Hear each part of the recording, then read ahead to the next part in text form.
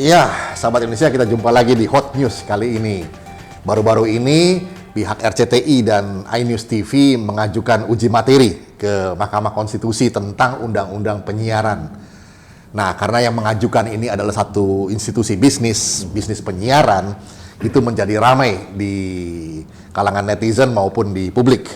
Apa latar belakangnya? Menurut pihak pengaju, yaitu RCTI dan iNews TV, katanya supaya ada kesetaraan platform, yaitu para citizen journalism yang saat ini menggunakan gadgetnya masing-masing lewat media YouTube, Facebook, Instagram, itu kalau melakukan satu kegiatan penyiaran berita itu juga harus diatur katanya. Jadi diajukanlah uji materi supaya semua citizen journalism ini diatur lewat undang-undang penyiaran.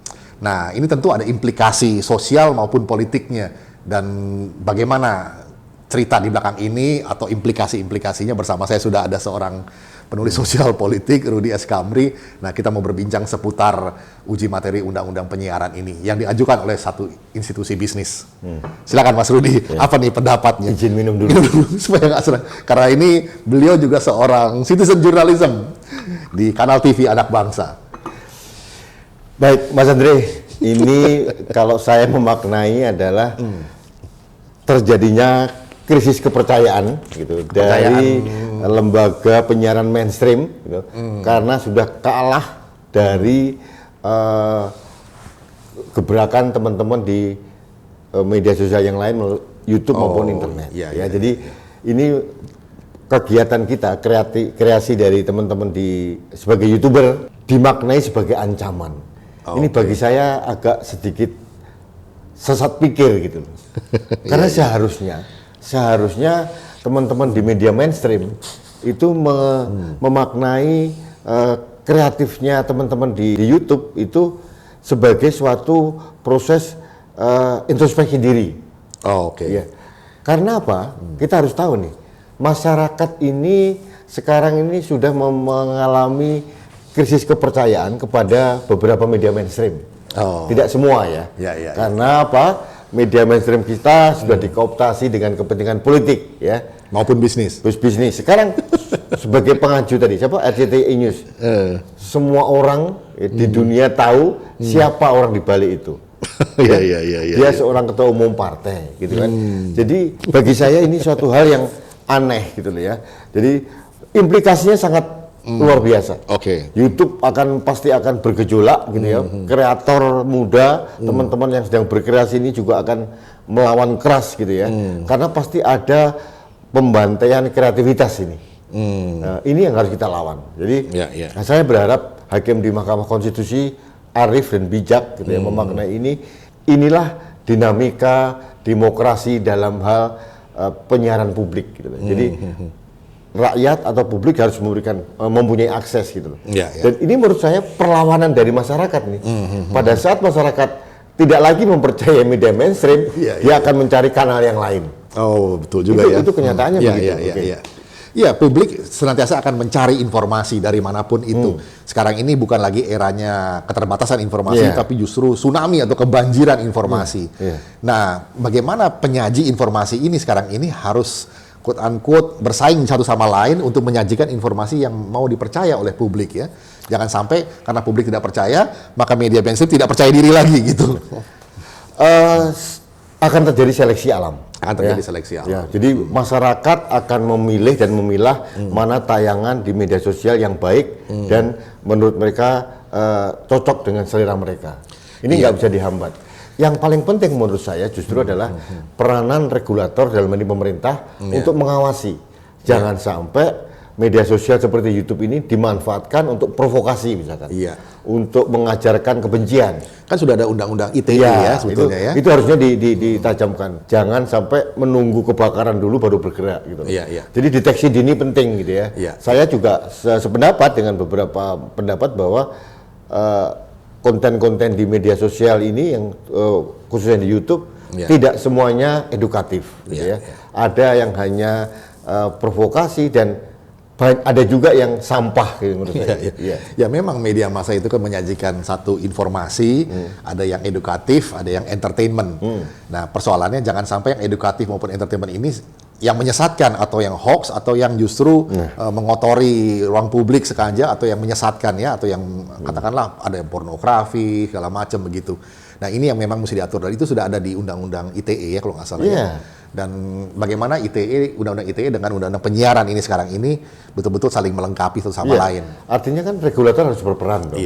Tanpa mengorbankan para citizen journalism yang menyajikan informasi para kreator muda ini kan suatu hal yang positif gitu loh. Jadi menurut saya langkah dari teman-teman RCTI ini langkah yang tidak simpatik ya dan hanya berlindung di balik undang-undang tanpa mau mengerti bahwa inilah dinamika kehidupan masyarakat.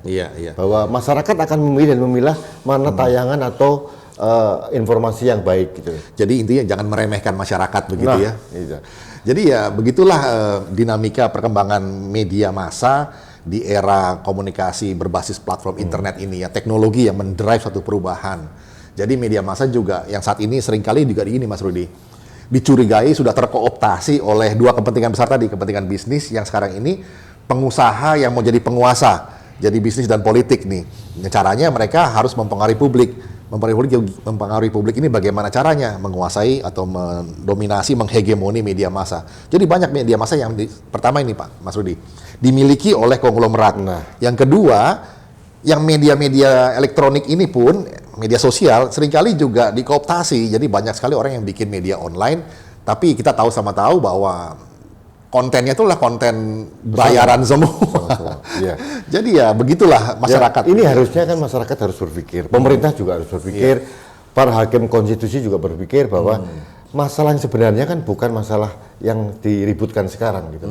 Bagaimana sekarang yang tadi Mas Andre bilang, kooptasi hegemoni dari pebisnis untuk menguasai beberapa media. Contoh saja, MNC Group. Ada berapa media yang mereka kuasai? Oh, ada beberapa TV yang dikuasai. Jadi Lipo juga ya. Lipo juga. Jadi apa namanya? Banyak hal lah. Jadi hal ini harus menjadi pembelajaran buat kita. Jangan kita berpikir secara parsial gitu. Nggak ada salahnya sih mereka memiliki media. Yang penting kontennya tetap bisa. Tapi bagi saya juga aneh, Mas. Juga aneh ya. Tidak salah memang, tapi bagaimana mungkin seorang mempunyai beberapa media pasti akan ada penggiringan opini. Tapi masyarakat juga tidak bisa melawan kan? Karena dimungkinkan oleh undang-undang. Nah, sebaliknya sekarang mereka juga harus tahu diri gitu loh. Masyarakat mempunyai kekuatan untuk memilih dan memilah. Gitu. Jadi mereka nggak usah terlalu terlalu tidak percaya diri begitu. Perbaiki konten mereka, masyarakat akan memilih yang fair, sesuai dengan prinsip jurnalisme, cover both side. Jadi harus adil begitu ya, jangan menggiring opini tadi seperti kata Mas Rudi ya. Jadi biar sajalah masyarakat berkembang, berkreasi sesuai dengan perkembangan zaman. Dan saya yakin Mas, kalau ini terjadi dan hakim di Mahkamah Konstitusi mengabulkan, mudah-mudahan tidak ya. Ini andaikan saja, pasti akan menuai perlawanan keras daripada YouTuber dan para kreator yang lain. Karena itu memasung dan memangkas kreativitas mereka. Dan ini kaitannya juga penghasilan mereka juga akan dibatasi luar biasa. Jadi, memang betul juga sih. Jadi seperti Alvin Toffler juga dulu bilang ya, change driver terbesar pada zaman ini adalah perubahan teknologi yang sekarang ini dimungkinkan masyarakat mengakses informasi dari mana saja dan masyarakat menjadi penyaji informasi bagi sesamanya. Jadi ini bagi saya juga ini satu dinamika, itu harus terjadi gitu loh, perkembangan zaman. Mungkin 10 tahun, 20 tahun lagi mungkin ada lagi media yang berbeda. Kita harus siap untuk berubah. Artinya kalau grupnya RCTI atau iNews tidak mau mengadaptasi dengan perubahan itu, ya sudah, buang aja ke laut. Gitu. Sahabat Indonesia, hukum memang harus berada di depan, tapi bukan berarti mengorbankan kenyataan atau realitas sosial yang terjadi saat ini dan bagaimana bisa memfasilitasi itu semua. Nah, tadi sudah disampaikan beberapa saran, masyarakat harus tambah kritis, bisa memilih dan memilah tanpa perlu dihalangi lewat kepentingan-kepentingan politik dan bisnis yang mau memanfaatkan undang-undang sebagai instrumen bisnisnya. Dan yang kedua adalah pemerintah harus menegakkan undang-undang yang ada.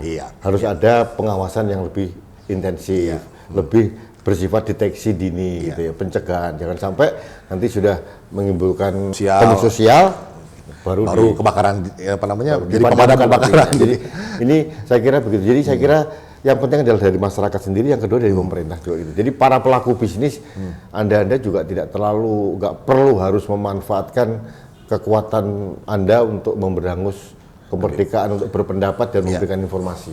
Iya, itu tadi sahabat Indonesia perbincangan kita seputar undang-undang penyiaran dan juga kita menyitir mengenai undang-undang ITE yang sudah ada sebetulnya. Dan kita menghimbau masyarakat sebagai citizen journalism atau jurnalisme masyarakat ini juga lebih kritis dan bertanggung jawab. Apa istilahnya? Saring sebelum sharing. Nah, itu ya. Saring sebelum sharing. Itu demikian tadi sahabat Indonesia, kita jumpa lagi di session berikutnya. Indonesia maju.